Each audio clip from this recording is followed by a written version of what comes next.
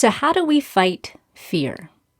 That's what we're going to learn from today's guest, world champion, Olympic gold medalist, and mom of four, Laura Wilkinson.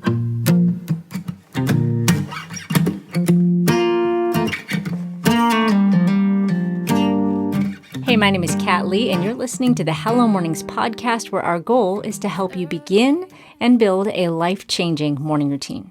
Each episode of this show is designed to inspire you in one of the three key areas of a great morning: God time, plan time, and move time.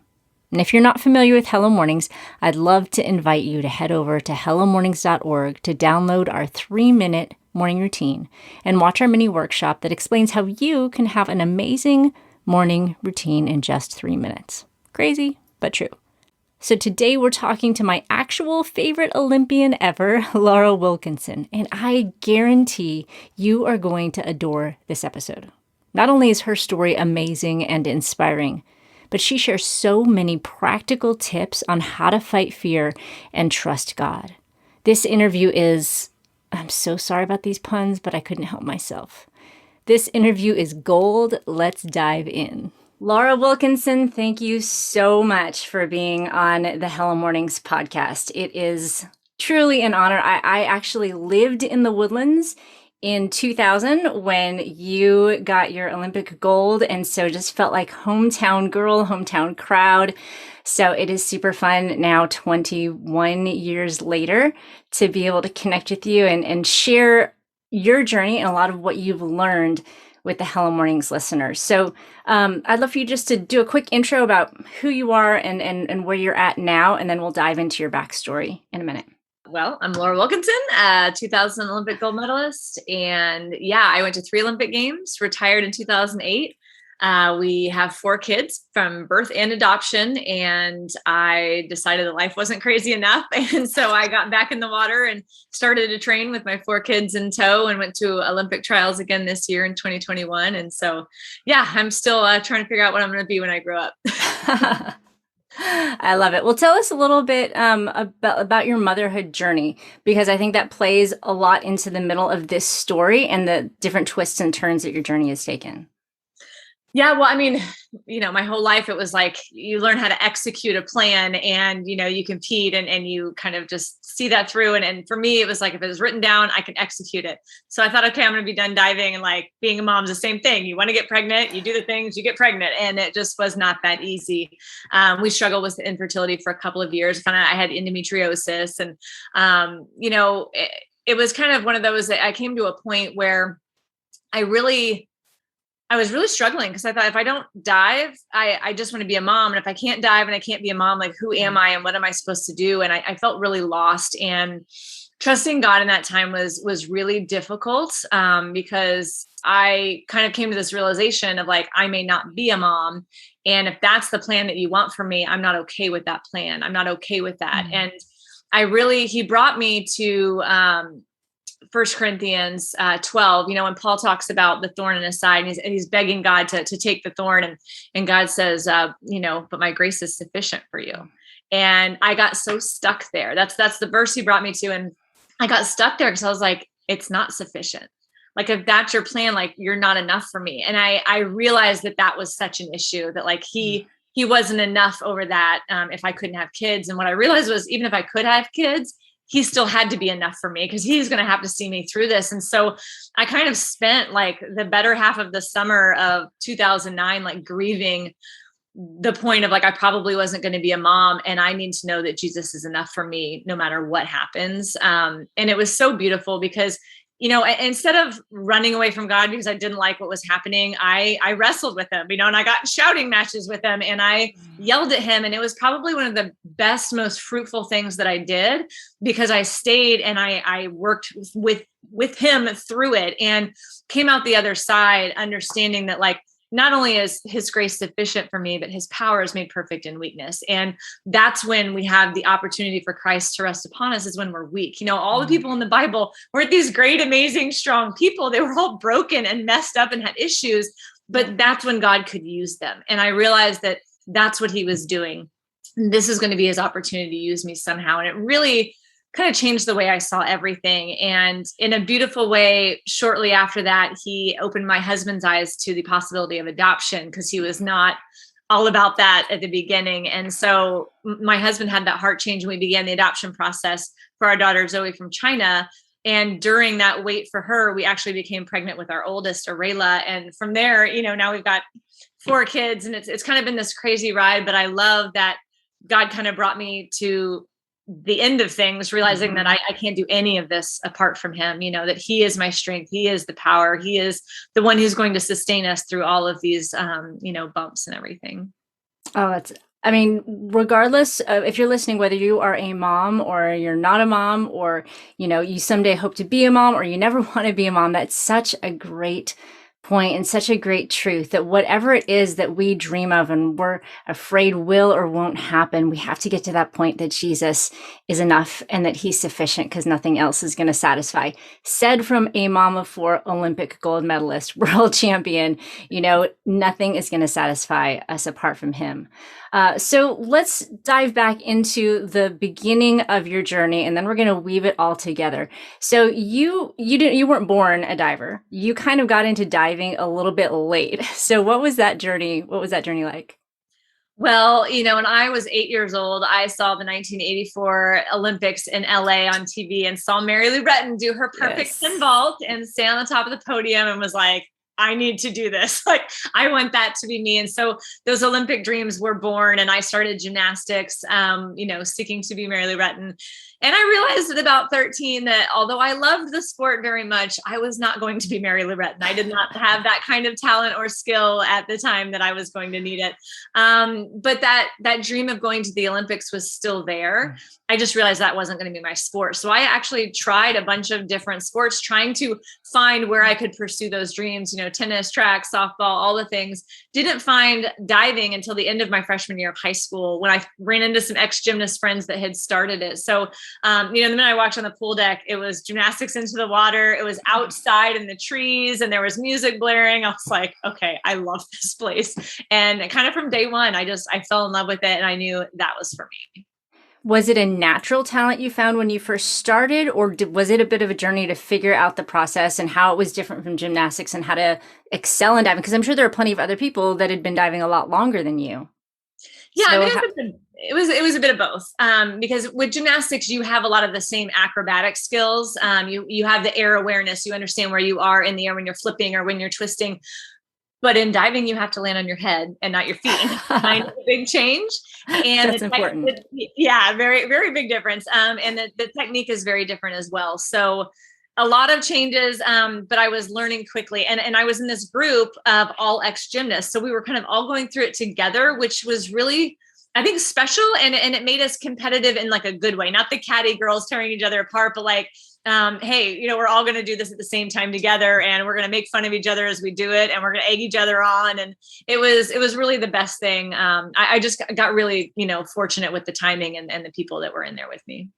So when did you realize that the Olympics were an actual possibility for you? Well, I always thought it was an actual possibility. It's just funny that would just never really cross my mind that it couldn't be a possibility, but it was a hard thing to tell my coach, because I felt embarrassed saying that out loud. Like in my head, in my heart, I always wanted that, but to say it, because you didn't really think you're worthy of it necessarily, especially to somebody like my coach. He had been a 3-time Canadian Olympian, and he had, coached at the Olympic Games. So he was the epitome of the Olympics in my mind. And so when he sat me down to ask me what my goals were in the sport, probably thinking going to college or something like that, and I sheepishly kind of under my breath said, I want to win the Olympics. He laughed. And that was what floored me, is he didn't laugh. I totally expected him to laugh in my face. And he just said, okay, well, to do that, we need to do X, Y, and Z. And it was just like, what? Okay, we could really do this, And so I think I had been told I was never good enough in a lot of things. You're too tall, you're not this, you're not that, you don't fit the mold. And to have someone here going, hey, I believe that that's a legitimate dream, and this is how we're going to go about getting there. Like it absolutely broke all the glass ceiling, and suddenly anything was possible. And it's amazing how just one person being in your corner and believing that you're capable of doing something amazing can change everything. Yeah, so it sounds like you were shaped a lot by the fact that you had this community of other girls making that transition from gymnastics to diving with you. Then you had a coach who like totally believed in your dream that you thought people were going to laugh at. But then you also had a coach who was a naysayer who had the opposite influence. And I would love to know how you respond to that. Because I know so many people listening, they're like, I'm not going to the Olympics. I'm not an athlete. But we're all pursuing something. And we all need that community around us. We need somebody a step ahead or 500 steps ahead who believe in us and can show us the way. But we also all have those naysayers. So tell us a little bit about what that experience was. Well, it was kind of back to back. I was in drill team, like the dance team, my freshman year while I was still pursuing other things. And I had found diving, and I went to tell her I had found diving, and she told me I was too old to start a new sport. And I mean, you were a freshman? Yeah. And it's hard hearing those things from a coach, an adult who you're supposed to trust and listen to. And I'm sitting there going, I just started this a year ago. Like, how can I be too old 1 year later? And so I started diving, completely ignoring her advice. And I started diving and was on the high school diving team as well as our club team, where my coach, Kenny, that believed in me was. And the high school coach was not a big fan of divers. He's a swimming coach, and he did not appreciate us being there. And we butt heads a lot. And at one point, he just decided to cut me from the team, telling me I was a waste of space. And I lost a half credit from school. I had to get no study hall class. My parents were really upset. It was kind of a big mess. But him telling me I was a waste of space, it could have gone either way. When somebody, again, like an authority figure, a coach, somebody you're supposed to look up to and listen to and trust, tells you something devastating like that, you will either believe them and always doubt yourself and think you are nothing, or you're going to say, oh yeah, I'm going to prove you wrong. It's like usually one of those two roads is kind of how you take those. And I was really lucky to have somebody, again, like my club coach, Kenny, tell me, no, you can do these amazing things. It doesn't matter what he says. You can do this. And that just voided out everything that man said. And it obviously didn't go away, because it's still like 30 years later makes me really angry. But that was a fuel for me. It kind of lit the fire. And that's not always a bad thing if you can take it that way and not let it just completely crush you. So you had that support behind you, but like internally, was faith a part of your journey at this point in time? How did you let it not crush you? Because to have two adults back to back say that to you at such kind of a formidable age, it is another thing to have another external person tell you, no, you can do it. But just internally, like what is your kind of personality bent, or what was your faith journey at that point in time that allowed you to take it and let it be a fire instead of a burden? I was not a strong believer at that point. I went to church and stuff. I can't really say I was following Jesus at that point, but I've always been really stubborn, and I got angry, and I get very convicted on things like, this is not right. It's not just, you shouldn't have said that. And I got really angry. And that worked for me at that time. Now when people say things like that, I understand that they are projecting their thoughts and opinions and their fears on me, and it's not necessarily true. And that's something I try to tell my teammates now, because I train with, a lot of young kids that are in junior high and high school. And I try to tell them when somebody tells you something really negative or feels really devastating, it does not mean it's true. Other people's opinions do not add up to truth most of the time. You don't have to believe that. You don't have to take that on as your truth. They are projecting on you what they are scared of, what they're intimidated of by you. They're projecting those fears and things onto you, and it doesn't make it true.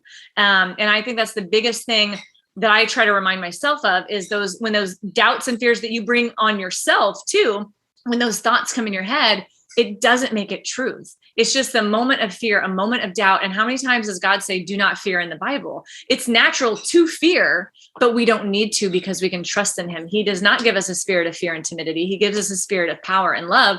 And we need to trust that and understand that fear is from the enemy, and it is an absolute liar. So thank you for joining us for the Hello Mornings podcast. That was the mic drop right there. That was amazing. That is such good truth. So give us some practicals, because I know that in your journey, you surely faced a lot of fears, because I play tennis. there's no I don't hit the water at 30 miles an hour from 30 feet up. Nothing's going to happen to me if I mess up in tennis. I know there's so many fears that probably you have faced with different injuries that you've had with just being on the world stage. And when those doubts come in, whether they're from yourself, whether they're from other people, what are some practical ways that you fight the fear? You kind of have to, first of all, realize that it's happening, because sometimes it sneaks up on you and it's this real quiet voice.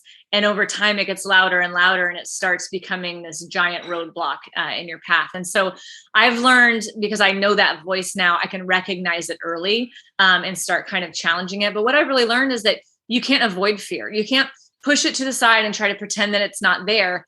As soon as you deal with it, that's when you can diffuse it. If you try to pretend that it's not there, you are spending a lot of energy and a lot of time actually interacting with it, trying to push it away. You're touching it, you're messing with it, and you're actually giving it more power, and you're making it stronger. And the more time that goes by that you haven't dealt with it, that fear grows, it lingers, it morphs, and it gets bigger and harder to deal with. So the sooner that you can deal with it and face it head on, the sooner that you will get rid of it. But just remembering too that fear isn't really real. It's not a tangible thing. Fear is based on feelings, and feelings ebb and flow like waves. They come and go. They're not stable. That's why we trust in God, because he is a rock. He is rock solid. He does not move. But the way we feel from day to day are completely dependent on our happenings, the things happening around us. It's like the difference between happiness and joy. Happiness depends on those happenings. It's a feeling, but joy is something steadfast that you can have in God no matter what. And so understanding that fear is much like happiness. It's very fleeting and based on the way you're feeling and the circumstances around you. So the quicker you can recognize that it's a feeling and it has no actual power over you, and you can start facing it head on and say, okay, why am I scared of this? And actually saying, what is X, Y, and Z that I'm afraid is going to happen? Okay, what if that does happen? And start working your way through that. You really start to understand that, okay, if this is the worst possible thing that can happen, what do we do to prevent that from happening? And how can we, when you start creating a plan around that and diffusing it, I mean, it's amazing how quickly that fear will dissipate, even huge, overwhelming fear. Like I actually wrote about this in my book. There was this dive that I had put off doing for like 5 years. And let me tell you, that built up a lot over time. And I got so scared of this dive, not because it was a dive I couldn't do, but because I hadn't done it. It became like this thing in my head I thought I couldn't do. Not because there was any reason I couldn't, I just hadn't spent time trying to learn how to do it. So when I finally went to do it, I mean, I have never had to face something so big and so dramatic and go through such a process. But really, it kind of step by step, we did all the things, because I was like, what am I scared? I'm afraid of smacking. I'm afraid of not knowing where I am in the air. I'm afraid of, X, Y, and Z. And so I told my coach, and we made a plan. This is how you will know that you can see. We have to learn how to make sure you're spotting the water every single time in the air.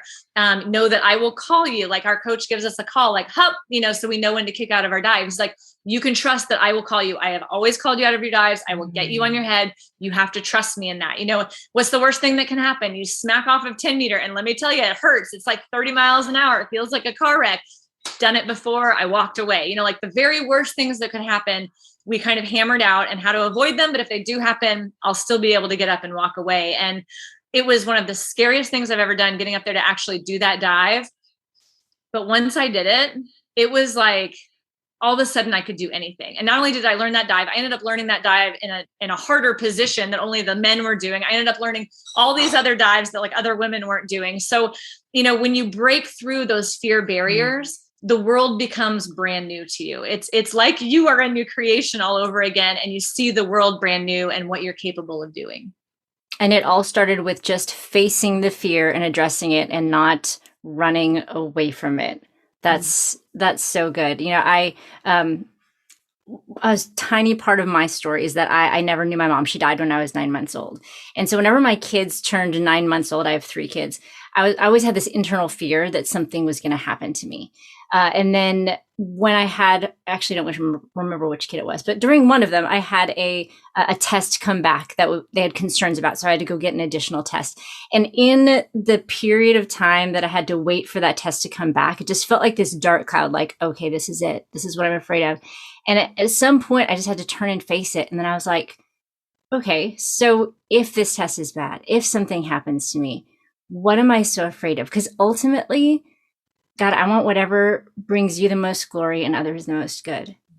And when I got to that point of whatever happened was fine, as long as it brought him the most glory and others most good, it just this fear just lifted off of me. And so while I've never dived off of a 10-meter platform or hit the water at 30 miles an hour, what you're saying about just turning and facing the fear and thinking about the worst that could happen and being okay with it because we know that God is with us, I have felt that, is just like you just described as well. And so I just want to encourage those listening, whatever fear you're facing, just take 20 minutes today and sit with the Lord in that and face your fear. And I also love what you said, Laura, about how when you're afraid, you could be afraid in the middle of a dive, not sure when to come out of it. And so you just listen for your coach. I feel like that's such a powerful analogy for us as well, that we're stepping into a fearful situation, that we just need to listen for our coach and what he's calling us to do. And that could be the very thing that, ends up being a winning thing or a hard thing. And so we just need to listen for him. So I love that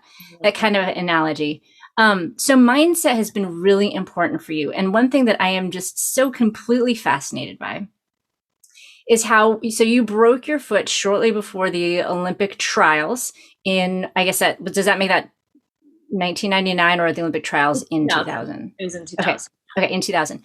And so you could actually not dive for a period of time. So you just had to go and imagine your dives, or in athletic terms, visualize your dives. And I love this so much because when, I work with women talking about building habits and doing all these different things and really thinking about changing their lives and transforming their lives, we often get stuck on, our identity. Well, I'm not really a morning person, or I'm not really self-disciplined, or I'm not really whatever. And I think there's so much value and power in looking ahead to what you could be or what you could do, whether or not you're currently doing it. And that is, your story is such a tangible example of that. So I'd love to hear a little bit about what happened with that and how it helped you, just the process of visualizing your dives. I love the way you keep bringing this back to other angles. I love that. So in 2000, I broke 3 bones in my right foot about 3 months before the Olympic trials. So not real ideal timing. And the way I broke it, it was like the 3 middle metatarsals, and one of the bones actually slid underneath, and it had calcified to the other 2 bones. So it's like standing on a rock. And they said to do surgery would have put me out of trials. So we casted it the way that it was, like hoping that it would heal well enough to walk on, maybe jump off of. So during that time, I couldn't get in the water. And my coach, we did so much video study. I would put all my best dives on a videotape together in the order I was going to compete them. And I would watch it over and over again, trying to memorize every detail, slow motion, fast motion, all the things, put on my favorite songs, while I was watching it. Then anytime I would hear those songs just playing during the day, it was like the dives would be on instant replay in my mind. And when I was supposed to be in the water training, my coach would hold crutches, and I would hop up the ladder on my one good foot, kind of shimmy out to the end. And I would go through all the actions of my dives, all the way from the start to grabbing my hands and pretending like I was swimming through the water. And it was, we did that for months, for hours a day, for months. If there were people waiting, in practice with me, I had to wait my turn in line. He really wanted me to feel like I was in the practice. Sometimes I would sit on the side of the pool deck and just look up and imagine myself diving like it was a video, in third person. So I spent a lot of time, imagining my dives, but also putting myself in scenarios. I knew who my competitors were. I knew what dives they did. I knew, what they were capable of. And I would put myself in every kind of scenario. I was in the lead, I was behind, somebody had missed this, I missed this, who's going to hit this next. And I kind of put myself, because I had all this time, in all these different scenarios. And it was really cool because I didn't get my cast off till about 2 and a half weeks before the Olympic trials, which is no time at all. But I got my dives off within 3 days, which was really fast for me. But it was because I had been up there every single day thinking about him. It was really I hadn't missed much of a beat. And, I ended up winning the Olympic trials by a really big margin, making the Olympic team, which was awesome. But at the Olympics, there came this moment. I was doing okay. I was behind though. And there was this moment of the 3rd dive out of 5 dives in the final where I had hit something and the 4 girls that were ahead of me completely missed. And it put me in the lead. I didn't know that, but I knew that I was within striking distance at that point. And I think because a lot of things that happened, kind of making a long story short here, a lot of the things that happened, there were so many weird things that happened during that final in Sydney. But I think because of all the mental preparation that we did, I was prepared for kind of that wild ride in that moment. And I was prepared to take my head to places I wasn't ready to go. Like my coach said before my fourth dive, he said, do this for Hillary. And he walked away. And that was a friend and a teammate we'd lost in a car accident 3 years before. And, I'm like, this is the most important moment of my life. And you're trying to make me cry. Like, I don't understand. But I trusted him. And I knew we had prepared for this and he wouldn't push that button unless he needed to. And, and that really made a difference because it completely changed my thought process and why I was doing what I was doing. And so I really think I probably would have made the Olympic team had I not broken my foot, but I can guarantee you I would not have stood on that podium unless I broke my foot, because that is what prepared me to do what I did. And so it really helps me now, whether it's an injury or some kind of just hiccup in life or some kind of obstacle or roadblock. I try to look at, okay, what are you teaching me? How are you going to get me through this? What are we going to have to do? Because I know you're equipping me for something right now. And that's how I see it now, is whatever is standing in my way, this is what God is going to use to equip me for whatever is coming next. And so looking at obstacles with that kind of perspective is like an opportunity, kind of changes the way you handle it. And it makes it easier to have joy in the middle of the storm and to praise him in the middle of suffering, because you know that he is using this for your good and for his glory. And you can trust him in that. Because I'm thankful that I can see that he has done that. And so now I can always know that whatever lies ahead of me, whether it's the outcome I want or not, it is for my good and it is for his glory. And he is still growing me and sanctifying me to be more like him every day. And I think that's why I'm so glad that you've written your book, that you're sharing your story, because a lot of people maybe don't have that story to look back on in their own lives. But when we can see it in other people's lives, we can be like, okay, this can be different going forward. I can believe like this. I can choose to trust in him. And I've seen him be faithful in other people's lives, and I can believe that he's going to be faithful in my life. One thing that I'm really fascinated by, and that again, I know is a struggle for a lot of women, is this idea of perfection versus progress. And as an Olympic level diver, you're preparing for the Olympics. You've done all these amazing things in your sport, and suddenly you can't do the most basic thing of getting in the water.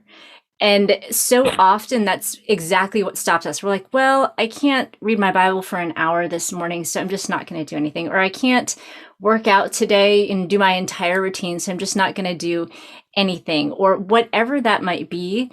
So often that missing of perfection makes us not make any progress at all. So was it hard for you to just scale? I mean, I'm sure it was, all the way back to just having to imagine diving. And then can you speak to how that humbling process, kind of helped you, how you pushed through and overcame the desire for it to be perfect? It's funny because I'm really, and my husband jokes with me all the time, I'm very much an all or nothing person. So I want to be all in, doing the whole thing, the biggest that I can, the best that I can, or I'm like, that's just very much my personality. And so this is a real struggle for me.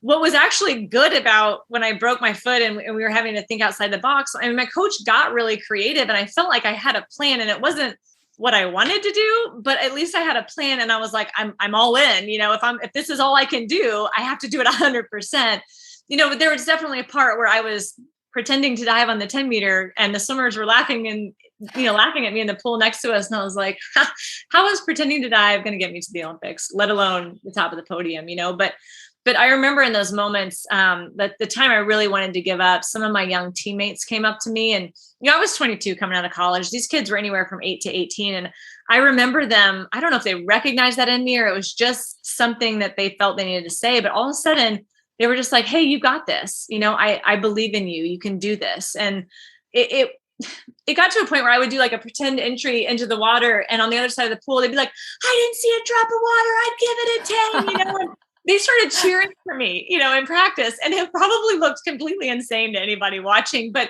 it made me laugh and it made me feel like I was part of it and I wasn't alone anymore. And, it also, it makes me realize so many things with that it doesn't matter how old you are, what station you are in life, what you're doing with yourself, you can make a huge difference in somebody else's life just by being there and making little moves when somebody needs it the most. Like, it changed everything for me, from a point of like wanting to give up to actually getting that cast off, getting my dyes back off, and making the Olympic team. And in one of those critical moments in that Olympic final, when I was trying to win that gold medal, I realized, after my coach told me to do it for Hillary, it made me think about not just Hillary, but all these teammates that I had, the ones that were cheering me on, that, what, I might be their only option to be in this moment. All those kids are not going to make the Olympic team. I'm kind of living out their dream for them. And this is as much for them as it is for me. And that wasn't intimidating to me. That wasn't like a pressure. To me, it felt like I had this power behind me. And so I think it's really important who you surround yourself with. Are they helping, lift you up this ladder? Are they pulling you up the ladder? Are they dragging you down? Like we get some kids are like a cancer on the team. They're just these negative Nellies and they want to bring everybody down.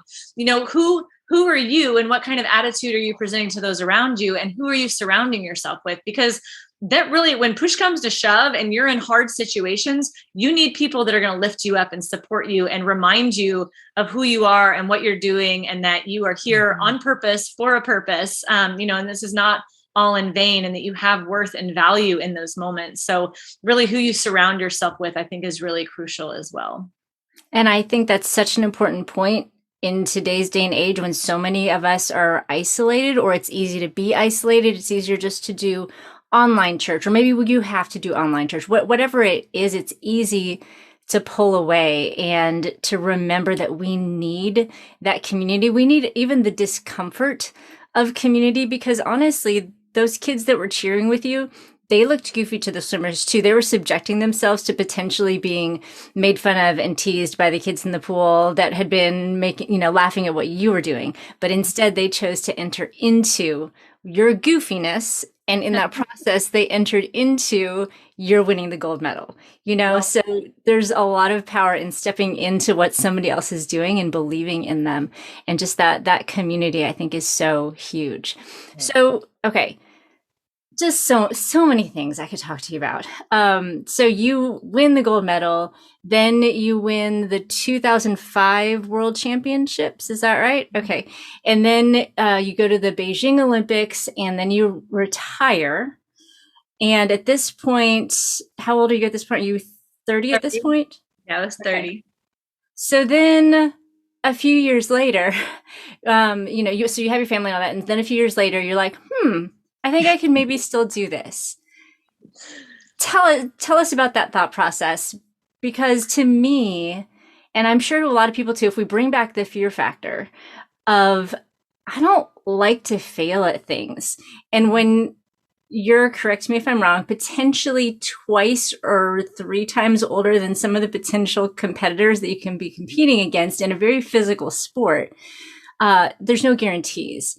Mm-hmm. And the courage that it took to make a comeback and to boldly say that you're coming back just is super inspiring to me as a 46-year-old mom of 3. And I think is probably been true for so many who followed your journey. So can you talk into a little bit about that decision to come back? And yeah, I'm just going to stop there.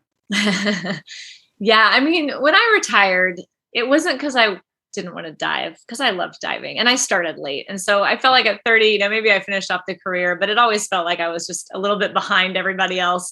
But I was really ready to be a mom. That was the whole reason I wanted to retire. And, when I wasn't able to get pregnant at the beginning, I did play on the springboards a little bit for a while. My coach just said, just come be happy. Just do something just for fun that makes you happy. And so I played around the springboard for a little bit, and until I found I got pregnant with my daughter. And then, I did some commentating for NBC at the 2020 or 2012 Olympics and the 2016 Olympics. And I remember watching 2012, and because it was my first, non-athlete Olympics. And it was really hard because my event was not very good. And compared to where it was in 2008, it was like the level had just dive bombed, and it was really hard because it was like, man, if I just hung out for 4 more years, I would have been right in the mix, or what. So, you struggle with that. And it was like, but I had a little daughter at that time. We had another one coming home. So I was trying to just put those aside, but it sits in the back of your head, I wonder if I could still, but the timing wasn't right. And when we had my son, in 2014, I remember thinking, well, if I get back into shape, maybe I'll put a suit on and go play in the pool and just, whatever, just see. And it was a while, until that actually happened when my coach was like, you should just come play when all the kids are in preschool that one day a week, like come play in the pool. So I finally got the courage to put a suit on, which was really hard after like 9 years, but I put a suit on and I came in for like an hour on a Monday and just, did some fall in basic things off 3 meter. And it was so cool because the minute I hit the water, it just felt like home, and so I just kept coming back for 1 hour, one day a week, just kind of just having something for me, some me time. And, things kind of started to come back kind of quickly. And I asked at one point, would I be crazy to try this again? And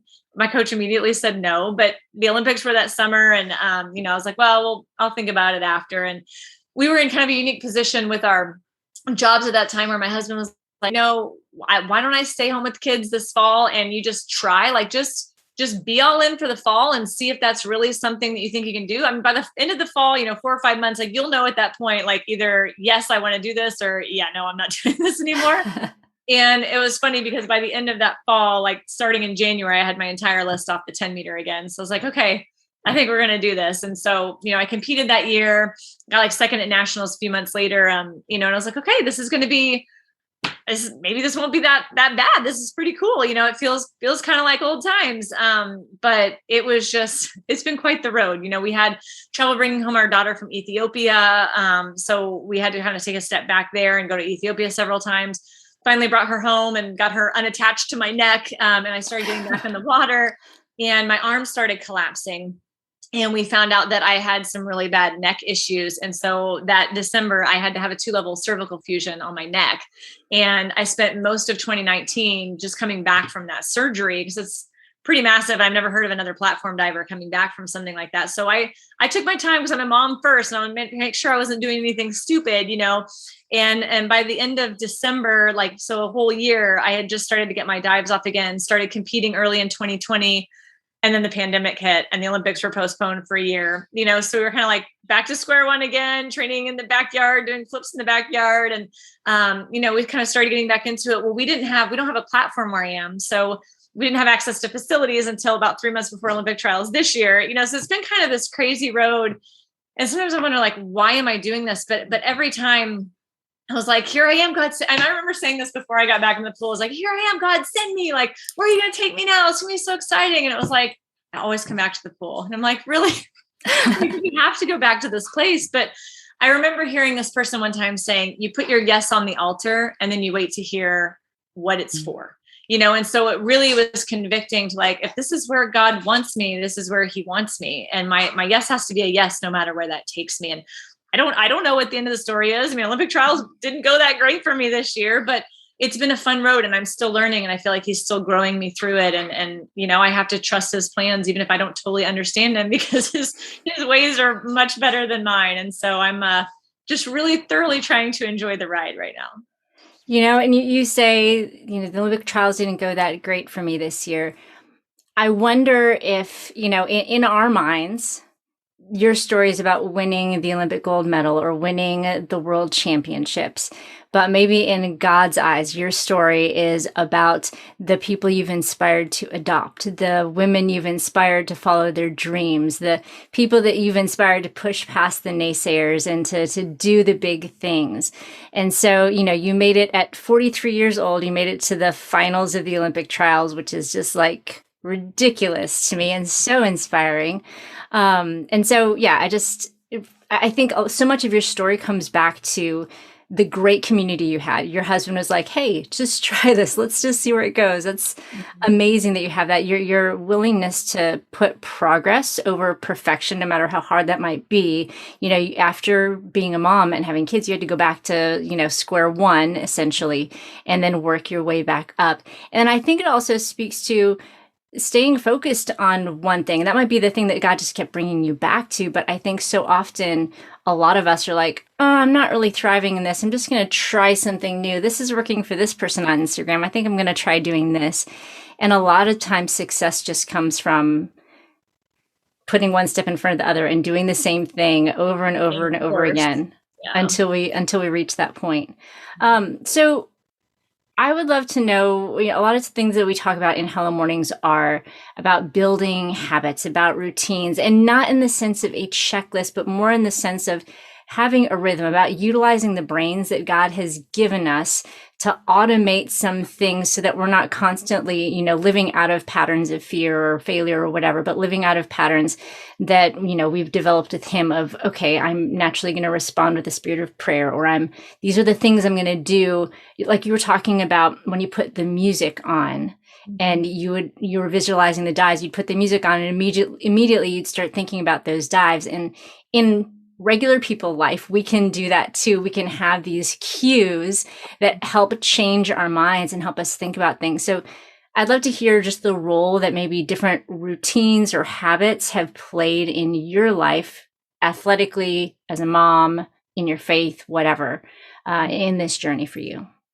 Yeah, I love routines. I do so much better throughout routines. And I really was reminded of that this summer because after trials, I was doing nothing over the summer, just kind of taking a detox break from all the things. And I struggled. Like, I do not like not having anything on the calendar. Like, it's hard for me. And it wasn't really enough time to really start a routine because I didn't know what we were doing. So it was kind of this weird holding pattern and I didn't like it. I was very uncomfortable in that. So I love structure. I love routine and not like super tight. Like, some people get so rigid on their routines. They almost become OCD or like, what's the word? Like superstitious a little bit. If I don't do this right, I don't like that. I love structure, but I love it being flexible to change if it needs to change. Like I'm okay with that, but I love a general structure of things. And, I have tried to it's really funny because everybody's like, if you read your Bible first thing in the morning, just set your day up great. And I am not a morning person. I have tried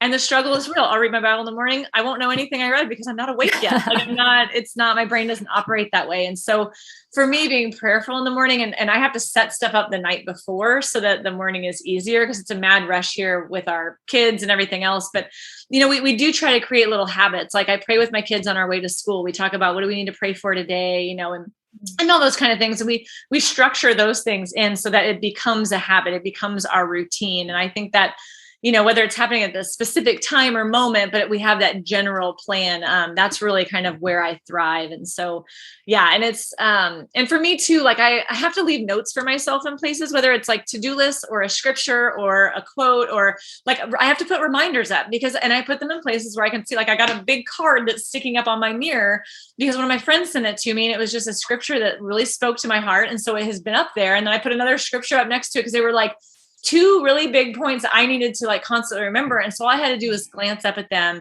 and remember, every morning, like as soon as I wake up and before I go to bed, like those would be the things that I see. And sometimes it's just kind of, little triggers that get your mind reset on the right things and on God. And so that for me is really handy. So I have lots of sticky notes everywhere.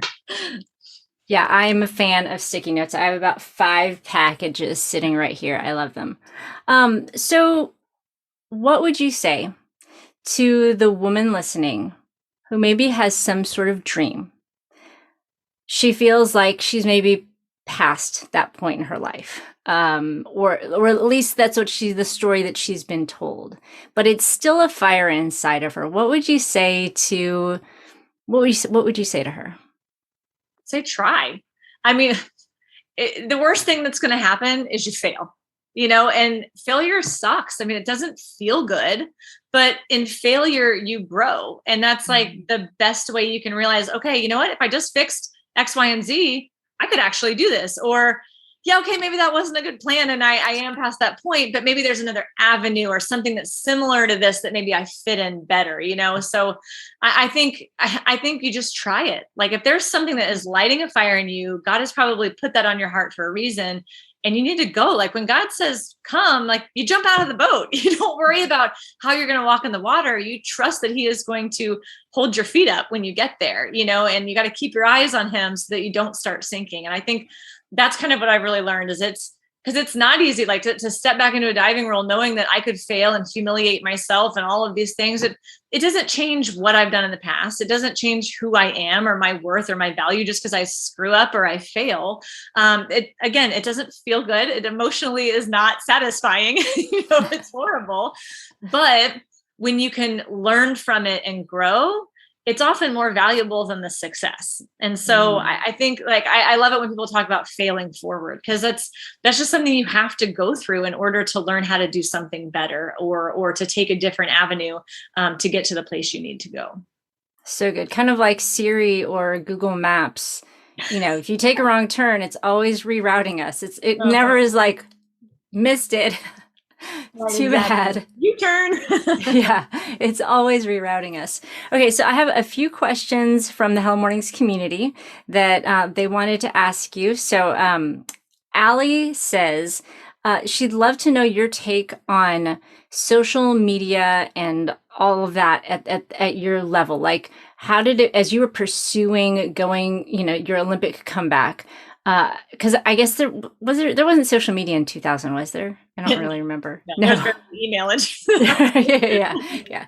So how is that different? And how do you handle social media as a high profile athlete? Yeah. I mean, I don't have like a huge, I mean, I have a decent following, but I don't have these like millions of fans that some people have. And I can't even imagine what that kind of pressure might feel like. But I think it's important that if it does get overwhelming, or you find yourself getting sucked in or feeling a certain way, good, bad, or, not as valuable or something like that, just turn it off. It's okay to take a break. It's okay to walk away for a week or a month or whatever you need to do. People do that all the time. And I think it's healthy, because we think like everything revolves around this and how many followers I'm getting and who's liking this and who's commenting and how many people does this person have. And, like I got a lot of divers telling me before trials that like, it's really hard for me to look at other divers' social media because they're posting all these perfect dives. Well, guess what? They got to the meet, all their dives weren't perfect. Of course, people only want to post the perfect stuff. You don't want to post pictures of your kids crying snot balls in the backseat of the car. You want to post the picture of them happy with their siblings where everything's perfect. You don't want to post the bad stuff. And it's not that we don't just want to present the good things. Those are the things that make you happy, the things that make you feel proud. And of course, that's what you want to show to people. But just remember that like all of life is happening in between everybody's social media posts. There's a lot of life happening there in everyone's life. And so you can't get caught up in that. And if you are, don't follow those people or turn social media off, delete the app from your phone for a week. I mean, try to get away from it, because you got to know your boundaries, and maybe even have somebody kind of be a check for you. Like if they see you leaning a certain way, and that comes from being on social media, like give somebody the job of saying, okay, I think you need a little break from Instagram or Facebook or whatever it is. Like just take a little break. Sometimes it's good to have people call you out because they can see it better than you can. That's good. And, I love, again, community, accountability, and remember that social media is not the boss of us. Yeah. We can delete it, and the world keeps revolving, and people continue to love us.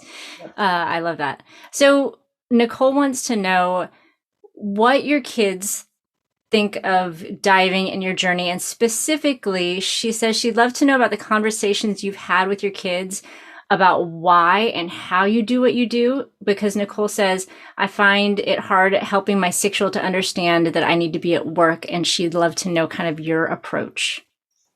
That's so hard when they guilt you like that. My son was saying all year, when are you going to be done diving? When are you going to be done diving?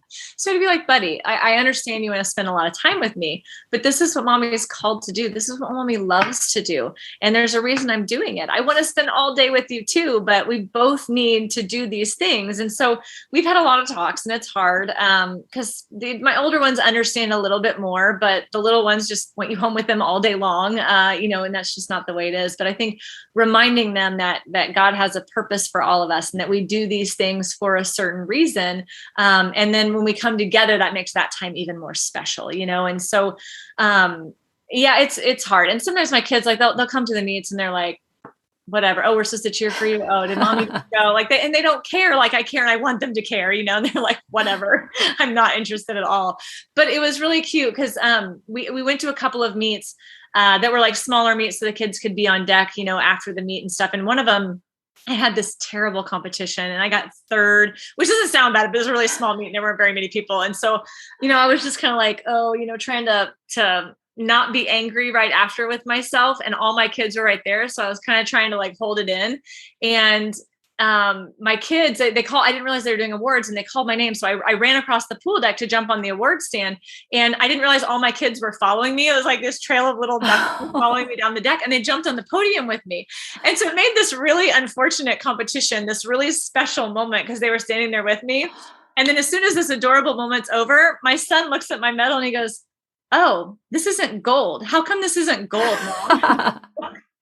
Okay. So it was really good though, because it made me accountable, because I had to react the way I wanted to tell them I should be reacting. You know what I mean? I wanted to be angry, but I had to tell them, it stinks to lose sometimes. Mommy didn't have a great competition, but I'm learning now what I need to do for next time. And so it was really hard not to be upset in that moment, but having to actually live out what I'm trying to explain to them to live out. So I feel like they've made me very accountable to how I need to be and respond, and not just react, but responding appropriately.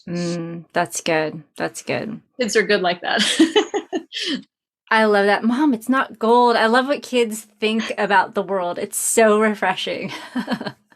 Louis Selda says, sometimes I can get so nervous that I sabotage myself. She wants to know how you keep focus and confidence, and how do you keep it simple under pressure? So you're going up for your last dive where you were already in first place. And so it was like a, win or lose the Olympic gold medal. What is going through your mind at this point in time? So I think in those kind of moments, you can realize the gravity of the situation for a moment, but then you have to let it go. And when you've got the task at hand, if you're thinking about the moment, you're not thinking about what you have to do. And so in diving, we try to dive stupid is what we call it, where when you walk to the end, you don't want to be thinking about anything else, but maybe the one or two actions that you're trying to correct. You have to let it all go and just trust your body and let your muscle memory take over. And so I think that there are moments where it's okay to see the big picture and to have concerns or think about all those things. But when you're in the moment, you have to stay in the moment, because otherwise you're not thinking about the right stuff. So you have to be able to be fully present when it matters. That's so good. So often we're, thinking about the impact that this could possibly, we're thinking about the future, we're thinking about the past, but there's a place where we just need to put on our stupid hat, I guess, and just do the thing in the moment. I play tennis, and I often have to do that. And I've actually begun to, sounds weird, but I will hum or sing if I'm struggling with hitting a certain shot, because then I have to think about hitting the notes instead of hitting the shot, which I will then freak out about if I'm thinking about it too much. Anyway, so that's cool. I like that. Yeah. Have you ever read the book, The Inner Game of Tennis? I had it somewhere here. The Inner Game of Tennis. So it talks about having self one and self two, and self one is the physical part of ourselves that already knows how to hit a tennis ball or how to do a dive. Self two is the mental, judgmental part of ourselves. And so often when we're in the middle of a practice, our self one will miss a shot and our self two will start judging it. And so a lot of the book is about how you need to just trust yourself one to do what it already knows how to do, and then let yourself two notice things but not judge things. So if I miss a shot or you miss a dive, you say, "Oh, I missed that. That was interesting. I noticed it went out," instead of, "Oh, I'm a terrible person." Well, we have that in diving, because we do multiple dives in a final round. And if you miss one, you can't dwell on that, because you still have several more left. And you're like, I have to let that go. I can't think, because as soon as people say, "Oh man, I'm out," then of course you're out. But I have won world championships doing my second dive for threes. So, you can't let that go. You have to just stay in your zone, because the next dive still has to be good. And you don't know what the rest of the competition's going to do. So I like that. That's a really good point.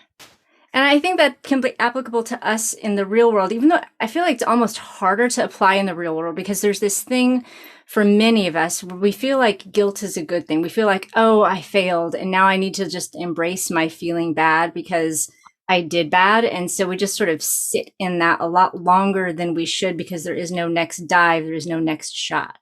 Well, but there is. It's just maybe not in the next moment. But I think, and I think it is important to grieve, because after a tournament or a competition or something that doesn't go well, I talk to athletes about grieving. You have to grieve when it doesn't go well, because if you don't, then you just get bitter and angry, and it just kind of carries on and it festers. But if you can actually grieve and get all the emotions out, and then, okay, it's time for me to now look at it logically, so I think maybe not guilt, but actually grieving it. And because you have to have that emotional release, then you can let it go and start like taking the emotion out of it and evaluating what went right, what went wrong.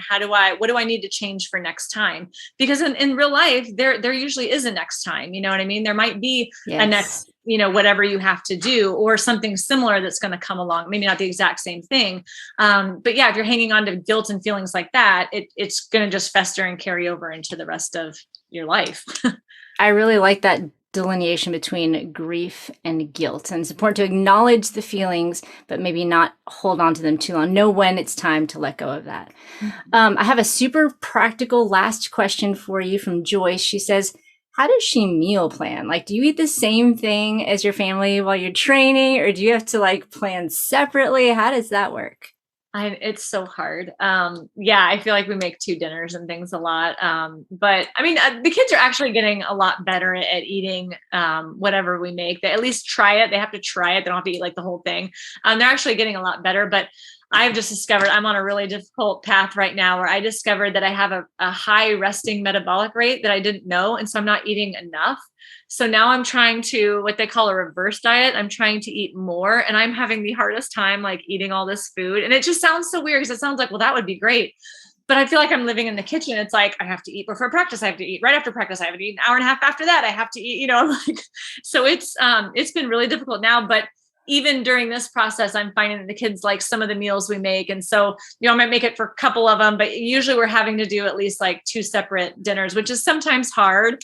But, they make their lunches at night before school the next day. If they're not buying, they have to make their own lunches, and we just approve, make sure like there's protein, there's carbs, and there's a little bit of everything. Yeah. And breakfast is pretty easy too. It's a little more quick. So it's not that bad, but some days dinner can be a little bit of a struggle. I've read a lot about, not a lot.